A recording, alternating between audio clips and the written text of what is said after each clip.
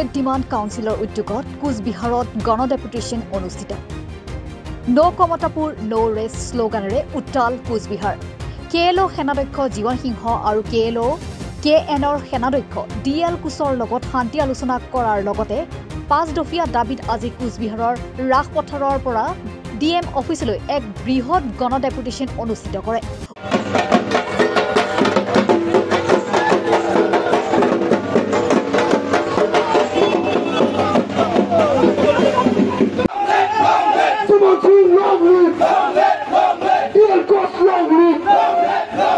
উক্ত গণডেপুটেশ্যনৰ মাধ্যমে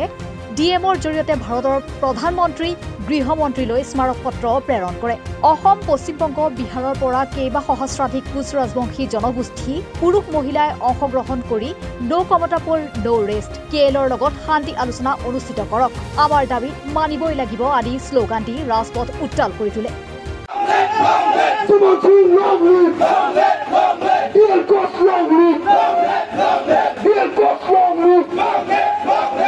এই গণসমাবেশত আমার হাজার হাজার লক্ষ লক্ষ মানুষ জমা হবে আমার এই KSDC Kamtapur state demand council অর্থাৎ আমার মানি কেএলর চেয়ারম্যান জীবন সিংহ আইকনিক লিডার অদ্বিতীয় লিডার আর আমার কেএলর কেএনের মানি অধ্যক্ষ ডিএল কোচ ওই দুজনের নেতৃত্বত আমার আজি কেএসডিসি গঠন হয়েছে এই কেএসডিসির আহ্বানত আজি গণসমাবেশ এই কোচবিহারত এই গণসমাবেশের জরিয়তে আমরা ভারত সরকারক সকিয়নি দিবা ওলাইছুং যে যদি আমার এই কোচ রাজবংশী কমতাপুর স্টেট ডিমান্ড কাউন্সিলের যদি দাবি 5 দফীয় দাবি যদি মানি না নেয় তাহলে আমি অতি শীঘ্রে আমি বৃহৎ আন্দোলনের ঘোষণা করিম সেই আন্দোলন হয়তো রেল রোকো হতে পারে সেই আন্দোলন হয়তো আমার হাইওয়ে বন্ধ হব পারে কারণ ইতিমধ্যে আমি কোচ রাজবংশী রাইজে কিন্তু জাগিছে আপনাদের দেখিছে আজি কিমান হাজার হাজার মানুষ আজি ইয়াতে কোচবিহারত উপস্থিত হয়েছে আমার এটাই কারণ যে আমার যে সমস্যা যে আমার যে দাবি এই দাবি আমাক অতি সোনকালে কৰিব লাগে আজি তারিখত চাওক আপনাদের বিজেপি সরকারে যি ধরনে কোচ রাজবংশী জনগোষ্ঠীক যি ধরনে প্রতারণা আরম্ভ করেছে আজি তারিখত বিজেপি সরকারখনে কিন্তু এটা সময়ত কোচ রাজবংশী জনগোষ্ঠীয়ে ভোটের ক্ষেত্ৰত বা সৰকাৰ গঠনেৰ ক্ষেত্ৰত কিন্তু বহুত মানে অবদান আছে বা মানে সহায় সহযোগ কৰি আহিছিল আজি আপোনালোকে চাওক যেটো আমাৰ মাৰ্জাৰ এগ্ৰিমেণ্ট যেটো 1949-28 আগষ্টত যি মাৰ্জাৰ এগ্ৰিমেণ্ট জৰিয়তে আমাৰ যে চুক্তি হৈছিল যে গছখিনি ৰাজ্য দিয়াৰ কথা আছিল সেই কিন্তু আজিৰ তাৰিখত প্ৰতিফলিত হোৱা নাই সেইকাৰণে আমাৰ এটাৰ পিছত এটা যি আমাক প্ৰতাৰণা কৰি আহিছে আৰু বিশেষকৈ আমাৰ যি আমাৰ কেএন আৰু কেএল আমাৰ যি আমাৰ চেয়াৰমেন জীৱন সিংহ ডাঙৰীয়াক এটা সময় নিজৰ জাতি মাটি উদ্ধাৰৰ কাৰণে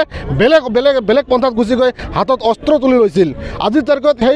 সেই অস্ত্ৰধাৰী সংগঠন কেএন আজি ভাৰত চৰকাৰে মানে কিবা এটা সমাধান বিচাৰি মাতি আনি আজিৰ তাৰিখত যি ধৰণে প্ৰতাৰণা আৰম্ভ কৰিছে এইটো কিন্তু কেতিয়াও সহ্য কৰা নহ'ব কেতিয়াও গ্ৰহণযোগ্য কৰা নহয় নিশ্চয় ইয়াৰ প্ৰত্যুত্তৰ আমি যদি অতি সোনকালে আমাৰ কোচ ৰাজবংশী জনগোষ্ঠীৰ যি সমস্যা যি ন্যায্য প্ৰাপ্ত আছে যি অধিকাৰ আছে আমাক লাগিব আৰু বিশেষকৈ নেকি আমাৰ কেএলৰ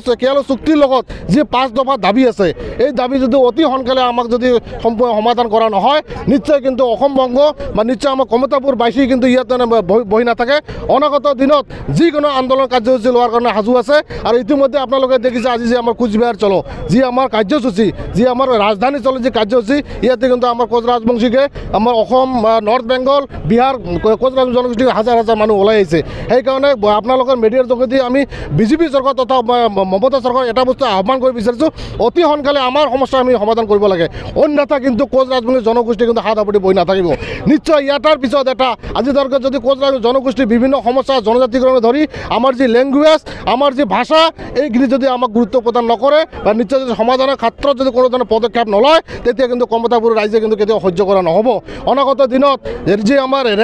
ৰেলৱে আছে যি আমাৰ মানে নেশ্যনেল মানে ঘাইপথ আছে নিশ্চয় কিন্তু ইয়াতে মানে নিঃশব্দ কৰি দেওয়ার একটা পরিকল্পনা আমি রচিছোঁ ইতিমধ্যে আমার কমতাপুরবাসী ইতিমধ্যে হাজার হাজার মানুষ ওলাই আহিছে আমার এটাই দাবী আমার যিখিনি অধিকার আমার যিখিনি প্ৰাপ্য অধিকাৰ আছে আমাক লাগিব আৰু বিজেপি চৰকাৰে যি ধৰণে প্ৰবঞ্চনা আৰম্ভ কৰিছে যি ধৰণে আমাক ভেকভানা আৰম্ভ কৰিছে যি ধৰণে আমাক ঠগি আছে আৰু বিশেষকৈ বিজেপি চৰকাৰ মানে পৰে কিন্তু আমাৰ যি মমতা বেনাৰ্জী আমাৰ দিদি আছে তেখেতে যি কোচ ৰাজবংশী জনগোষ্ঠীৰ ওপৰত যি ধৰণৰ অত্যাচাৰ যি ধৰণৰ অন্যায় কৰি আছে এই কিন্তু কেতিয়াও সহ্য কৰা নহ'ব অনাগত দিনত দুয়োখন চৰকাৰকে আমি শিক্ষা দিম ইফালে আমাৰ বিজেপি চৰকাৰে আমি ইয়াৰ পৰা উখলাই ফেলাই দিম আৰু ইয়াতে যে মমতা বেনাৰ্জী যি দপদপনি আছে ইয়াক কিন্তু কেতিয়াও সহ্য কৰা নহয় ব্যুৰো ৰিপৰ্ট ৰিপাব্লিকানি। মহানগৰীত উৎকৃষ্ট হোটেল দ্য ভিলা আদৰ্শপুৰ বাৰ্লিন নম্বৰ 1 কাহিলীপাৰা সৰ্বশিক্ষা অভিযানৰ কাৰ্যালয়ৰ কাষতে হোটেল দ্য ভিলাত আছে উৎকৃষ্ট মানৰ সা-সুবিধা য'ত আছে আটকধুনীয়া কোঠা লগতে পাব লাক্সাৰি সুইট আৰু ডিলাক্স ৰুম